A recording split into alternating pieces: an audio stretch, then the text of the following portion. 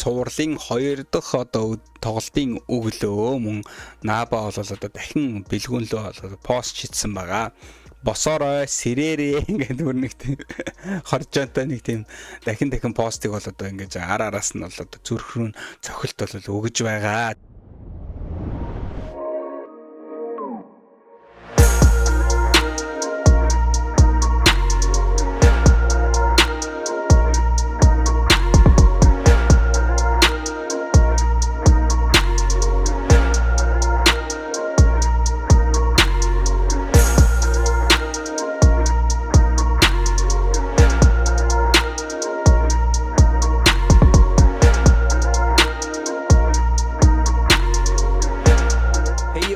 За сэлэг бодолстой өдрийн мэндийг та бүхэндээ хүргэе. Ялангуяа Demarcus Cousins-тай одоо өдрийн мэндийг та бүхэндээ дахин хүргэе гэж.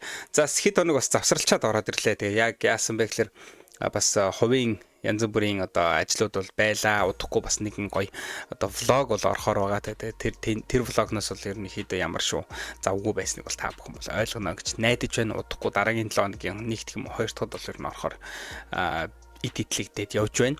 За өнөөдөр яах вэ гэхээр мэдээж одоо Demarcus Cousins Монгол тимээх одоо парт цуурлуудаа хэдүүлээ өргөжлүүлнэ. За харамсалтай нь сүүлийн 4 дугаар Demarcus Cousins Монгол тимээх одоо сүүлийн 4 дугаар маань одоо Premier Sport Networks-ийн одоо бичлэгийг бол ашигласан асуудлаар copyright strike бол ирсэн. Тэгээд мэдээж одоо strike авсан хүн чинь бас тэ одоо careful байхгүй болохгүй. За тийм учраас өнөөдрөөс ахуулаад хэдүүлээд нэг тийм бичлэг ер нь үзэхгүйгээр за зураг ер нь хараад за тийг гоё яриад ер нь ингээд явъя гэж бодож байна. За мэдээж одоо бичлэг гэдэг нь бол тоглолтын бичлэг бол үзэхгүй. Бусад одоо юу гэдэг те лайв ч юм өөр ямар нэгэн тийм бичлэгүүдийг бол үзье гэж бодлоо. За ингээд өнөөдрийнхөө одоо хасын хүлгүүд болон сэлэг бодос багуудын хагас шигшээ финалийн эхний одоо цувралын нэгт тоглолт болон хоёр дахь тоглолтыг өнөөдөр гоё богино базаад явъя гэж бодлоо. Let's go. За хэдүүлээ ямар ч байсан цувралын эхний тоглолт ерөнхийдөө ямар шүү болсоныг бол та бүхэн аль хэзээний тоглолтоо үзсэн байгаах. За үзэж амжаагүй хүмүүс байвал одоо хэдүүлээ тоглолтын талаар ерөнхийдөө ярилцъя гэж бодлоо. За би одоо яг энд хүснэгтийн мэдээллийг бол хараад сууж байна. За хамгийн их оноо угаасаа одоо эхний цуврал дээр авсан хүн бол ойлгомжтой Demarcus Cousins. За 26 оноо авсан байна. За мэдээж тэгээд 15 самбар гэж байгаа бүү. Самбар ер нь бол тэ оноо хоёрыг бол бүр нэрээ Demarcus Cousins-аас одоо угаасаа одоо ганц хүсэж байгаа зүйл шүү дээ тий. Одоо самбарт илүүрхэх. За тэгээд тэгсэн чинь мань хүн чинь ерөөсөө нэг тийм сагсан бөмбөгт одоо тий ингээд ийм том биетэй ч гэсэн ерөөсөө бүх зүйлийг хийж байна. Ассистийг чи өгж байна. За тэгээд бөмбөггүй явуултуудыг тий хүн одоо тэр талбайн одоо хараа тий талбай дээр одоо харах тэр зүйлийг бол үнэхээр одоо бас яалтчгүй мэрэгжлийн төвчний хүн ч юм бол одоо өөр байх юм аа тий хин хаана сул бөмбөг одоо авч болох уу хин хаана чөлөөтэй гүйж ийн хин одоо хэцүү байдалд байна ерөөсө тоглолтыг бол ерөөсө бүгдийг ингээд уншаал ингээд авчих юм. За харин араахаас нь одоо удаах одоо онооны лидер гэвэл мэдээж одоо Базаргүр 14 оноо авсан байна. За тэгээд араас нь одоо Ахмад Гилберт энэ одоо цувралын одоо эхний нэгт тоглолтын дээр бол Ахмад бол тэр үнэхээр муу тоглосон. Одоо тэрийг нэр юуг нь одоо нуух уу. Тэгтээ 12 нь авсан байна. За тэгээд за миний санаж байгаагаар цтоглолтын баг 3 дугаар үеиг гэж яхад Ахмад ерөөсөө 1 оноотой тууж авсан шүү. За араас нь мэдээж одоо Батбаярыг бол одоо дуртахгүй байх юм бол арга бол байхгүй. За Батбаяр бол 11 оноо авсан байна. За тэгээд харин самбартаа бол 6-ыг авсан байх шүү. За мэдээж одоо 3-аас шидэлтийн хувь бол одоо 4-өөс биш 8-аас 2 ер нь бол 4-өөс 1 хийсэн л гэсэн 25% үзүүлэлттэйгээр явсан байна. За тэгээд ер нь ингээд харахад за эхний цувралын нийт тоглолтыг ингээд хөлгүүд бол яалтчгүй сайн эхлүүлсэн. Одоо та бүхэн дэлгэсэн дээр харж байгаагаар бол эхний хагас гэхэд бол 39-44-оор бол дууссан байж байгаа. За нийт онооны харьцаа бол 80-75-аар бол дууссан байж байгаа. За ер нь ингээд харахад за энэ үед бол би юу гэж бодсон бэ гэхээр хүй энэ хөлгүүд ч бас те одоо аварга хамгаалах байгаа энэ том багч бас нэлээд сайн бэлтгэж орж ирсэн байна.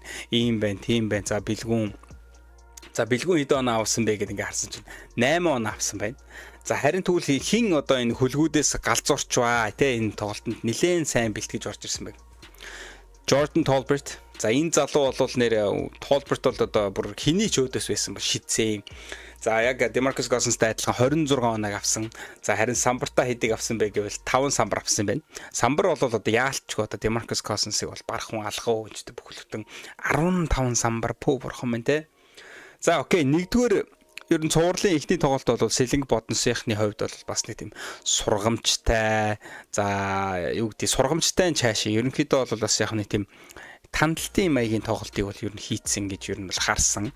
Хэрвээ энэ тандалтан дээр ямар нэгэн те одоо өөрчлөлтийг өөрсөн дээр алдаан дээр засалтыг бол хийхгүй байвал одоо ер нь тэгээд ингээд хүлгүүдэд бол хусуулахад бол амархан юм байна. Яаж ч хичээгээд бүр ганцаараа одоо те DeMarcus Cousins яаж хичээгээд бол барахгүй байна гэдэг тийм л ер нь дүгнэлтийг бол нэгдүгээр одоо тоглолтоос авсан. За тэгээд мэдээж тоглолт бол 75-80 харьцаатайгаар одоо хүлгүүд хасын хүлгүүд одоо аварга хамгаалагчд цувралыг бол нэг тэгээр бол тэргүүлж хэлсэн байгаа. Тэгээд энэ тоглолтын дээр бол одоо яг юу гэж хэлэх вэ гэхээр DeMarcus Cousins-ыг бол одоо те ингээд Selling Buttons-тай ингээ муу тоглолоо ямар ч арга бол байхгүй DeMarcus Cousins хийсэн.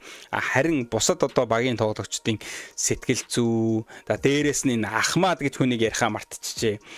Энэ хин Ахмад гэж хүн болол одоо те миний санджаагаар 3 дугаар үе дээр нэгхэн оноотой явж исэн ийм тоглогч байгаа. Тэгээд нийт оноо нэг юм бол 12 оноотой дуусгасан байгаа. За тэгээд юуг нь харъя л да. Ассистийн харъя 2. Тэгээд 2 бөмбөг алдалт хийсэн, 3 стилийг хийсэн.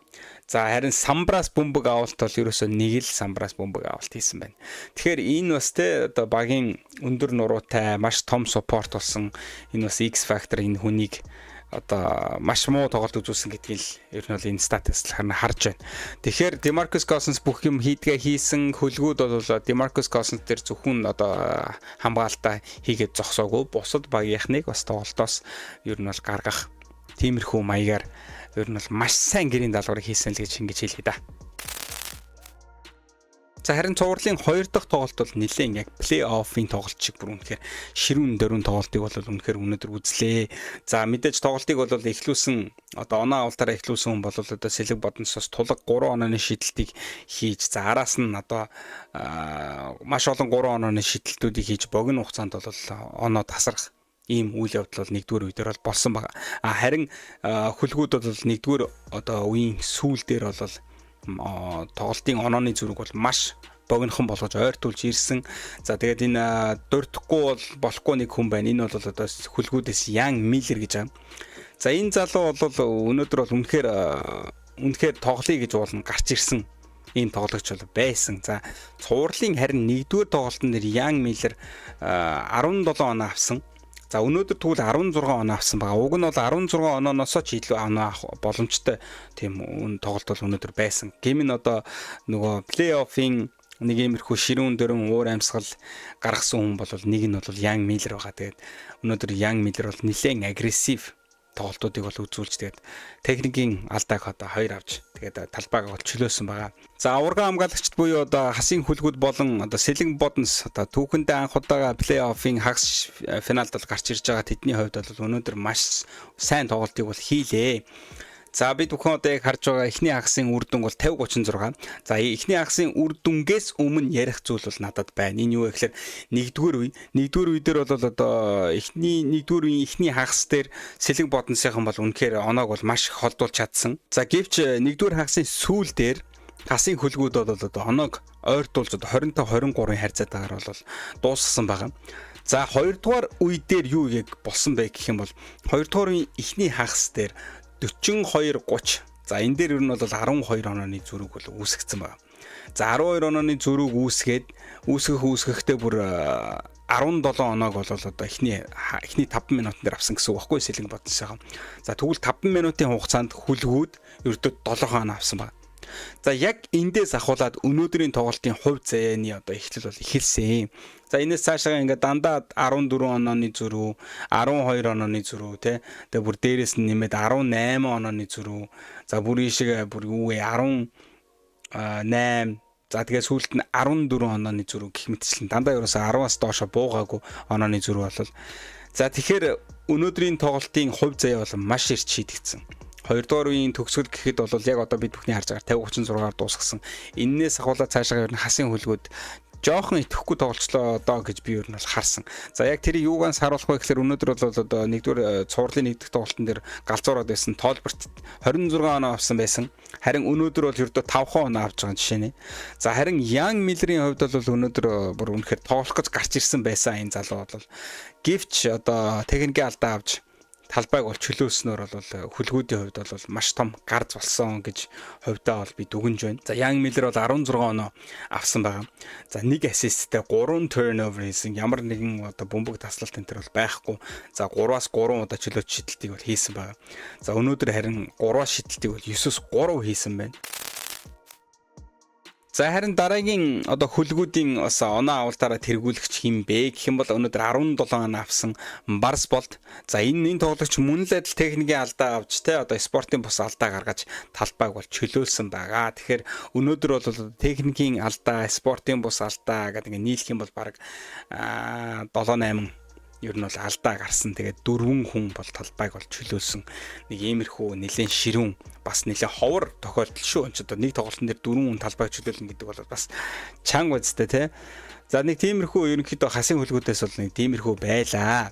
За харин сэлэн бодносчуудын хувьд хин өнөөдөр галзуурваа гэх юм бол өчигдөр нөгөө 3 дугаар үе гэхэд 1 оноод 1 л оноотой байсан гэд ярьж байсан Ахмад Гилберт өнөөдөр 33 оноог авлаа. За энэ хүн бол өнөөдөр бүр үнэхээр тоглолын шидий зүгээр оноог түүе гэж гарч ирсэн юм байлээ.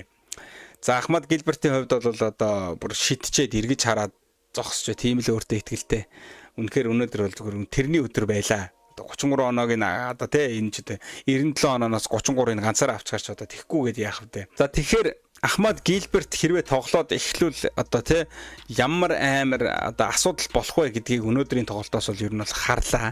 За Ахмад Гилбертийн тоглолт ер нь нэг тийм ороод гараал нэг тийм өнжих маягийн ер нь тоглолт бол ер нь хажиглагдаад байна сүүлийн хэдэн тоглолтын дээрээс. За тэгээд ерөнхийдөө тоглолтын хувь заяа бол одоо аль шийтэгдэж одоо 97-83-ын харьцаатаагаар цуврал 1-1 болсон. Сэлэн бодносчууд бол өөртөө одоо ингээд тэнцүүг бол авчирч чадлаа. За харин тэгвэл өнөөдрийн одоо гол ярих хэвээр хүн бол DeMarcus Cousins. За DeMarcus Cousins бол өнөөдөр 21 оноо авлаа. За 21 оноо авахтаа одоо самбар бол өнөөдөр 12-ыг авсан байна. Харьцангуй одоо үзүүлэлт бол бага юм шиг санагдаж байгаа. Яагаад энэ үзүүлэлт ингэж багаар гарч ирсэн бэ гэхээр тоглолтын 4-р үедэр DeMarcus Cousins гарч ирээгүй санагдаж байна.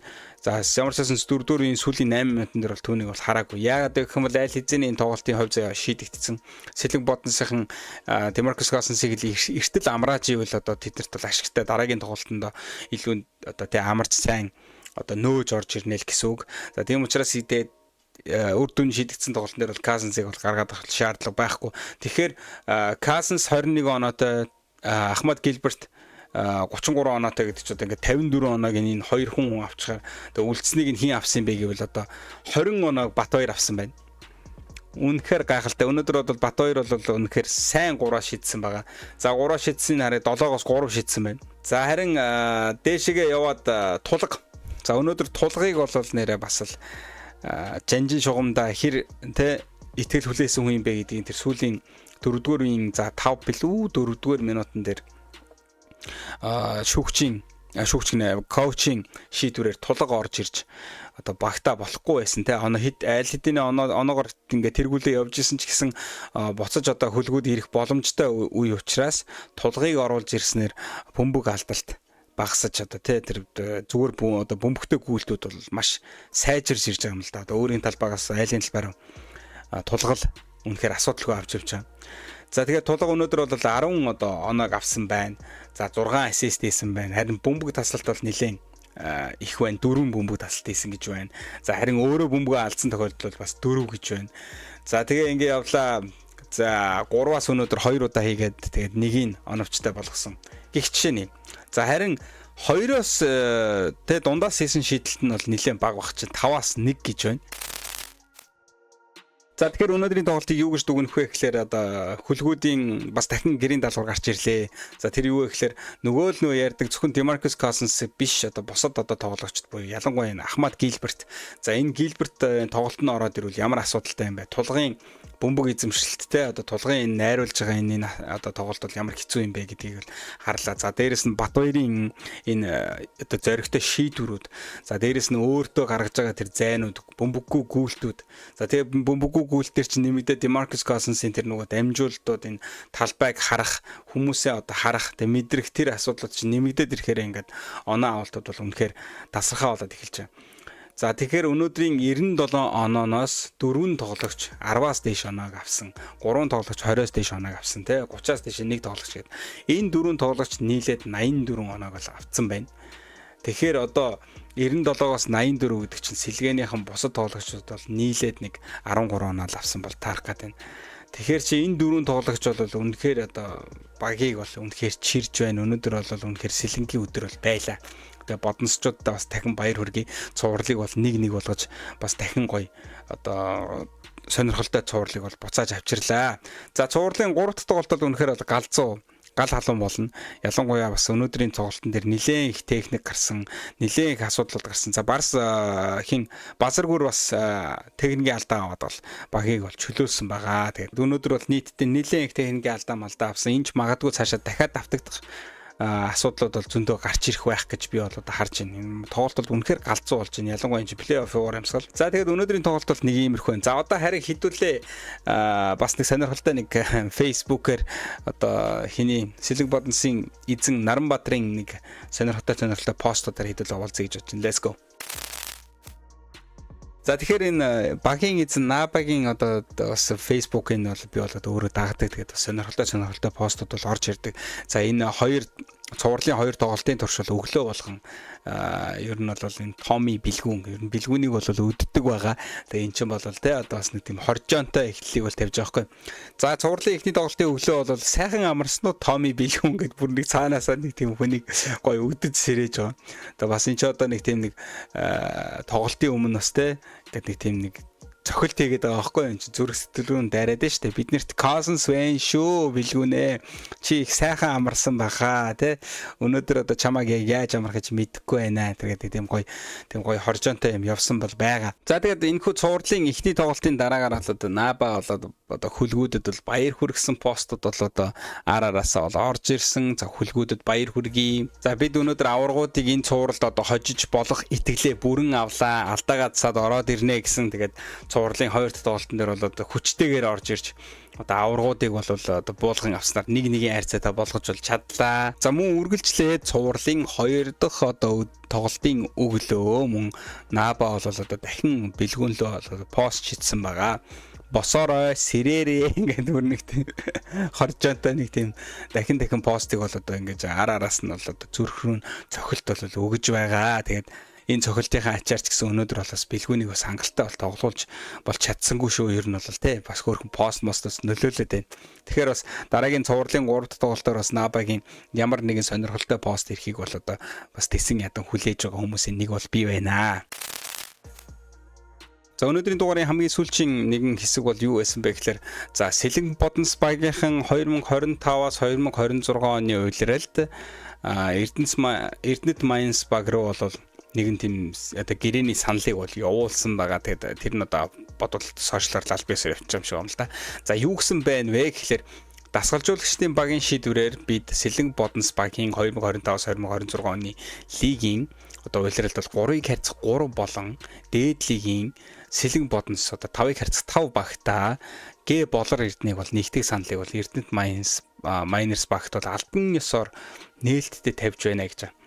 За тэгээ хүсэлтийг хүлээн авсан тохиолдолд клубын зүгээс уг хэлэлцлийг бол лигийн дүрм журмын хүрээнд зах зээлийн зарчимд тулгуурлан харилцан хүндэтгэлтэйгээр хандаж явуулах болно гэж.